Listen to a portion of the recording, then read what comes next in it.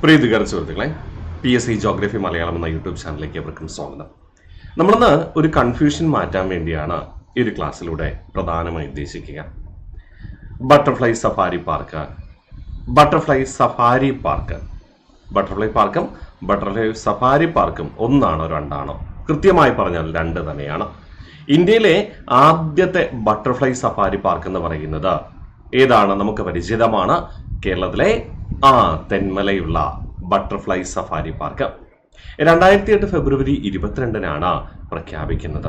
ഇന്ത്യയിലെ ആദ്യത്തെ butterfly safari park, ഏഷ്യയിലെ തന്നെ ആദ്യത്തെ ബട്ടർഫ്ലൈ സഫാരി പാർക്ക് എന്ന് പറയുന്നത് കൊല്ലം ജില്ലയിലെ തെന്മലയാണെന്ന് പ്രഖ്യാപിക്കുക 2008 ഫെബ്രുവരി 22 എന്നാൽ ഇന്ത്യയിലെ ആദ്യത്തെ ബട്ടർഫ്ലൈ പാർക്ക് എന്നാണ് ചോദ്യമെങ്കിൽ, ആദ്യത്തെ ബട്ടർഫ്ലൈ പാർക്ക് എന്നാണ് ചോദ്യമെങ്കിൽ കർണാടക സംസ്ഥാനത്തെ ബെന്നാർഘട്ടയാണ്. അപ്പോൾ വ്യത്യാസമുണ്ട്.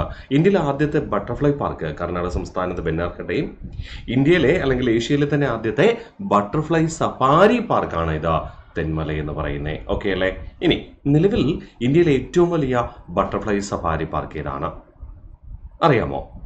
യെസ്, അത് ജാർഖണ്ഡ് സംസ്ഥാനത്തെ ഭഗവാൻ ബിർസ ബയോളജിക്കൽ പാർക്കാണ്. ഇന്ത്യയിലെ ഏറ്റവും വലിയ ബട്ടർഫ്ലൈ പാർക്ക് എന്ന് പറയുന്നത് ഏതാണെന്നറിയാമോ? ജാർഖണ്ഡ് സംസ്ഥാനത്തെ ഭഗവാൻ ബിർസ ബയോളജിക്കൽ പാർക്കാണ്. അപ്പോൾ 3 ഫാക്റ്റാണ് നമ്മൾ പഠിച്ചേ അല്ലേ? ഏഷ്യയിലെ ഏറ്റവും ആദ്യത്തെ butterfly safari park, butterfly safari park എന്ന് പറയുന്നത് തെന്മലയാണ്. 2008 ഫെബ്രുവരി 22 പ്രഖ്യാപിക്കുക. ഇന്ത്യയിലെ ആദ്യ ബട്ടർഫ്ലൈ പാർക്ക് എന്ന് പറയുന്നത് കർണാടക സംസ്ഥാനത്തെ ബെന്നാർഘട്ടയാണ്. നിലവിൽ ഇന്ത്യയിലെ ഏറ്റവും വലിയ ബട്ടർഫ്ലൈ പാർക്ക് എന്ന് പറയുന്നത് ജാർഖണ്ഡ് സംസ്ഥാനത്തെ ഭഗവാൻ ബിർസ ബയോളജിക്കൽ പാർക്കാണ്. ഒരു ഫാക്ടോടെ ഞാൻ കൂട്ടിച്ചേർക്കാം. ഇന്ത്യയിലെ ആദ്യത്തെ ഇക്കോ ടൂറിസം പദ്ധതി ആരംഭിച്ചത്, ഇന്ത്യയിൽ ആദ്യമായി ഇക്കോ ടൂറിസം പദ്ധതി ആരംഭിച്ചത് എവിടെയാണ്? കൃത്യമായി പഠിച്ചു വെക്കണം, അത് തെന്മല തന്നെ. ഇന്ത്യയിലെ ആദ്യത്തെ ഇക്കോ ടൂറിസം പദ്ധതി ആരംഭിക്കുന്നത് എവിടെയാണ്? തെന്മല, കൊല്ലം ജില്ലയിൽ. ഓക്കെ അല്ലേ?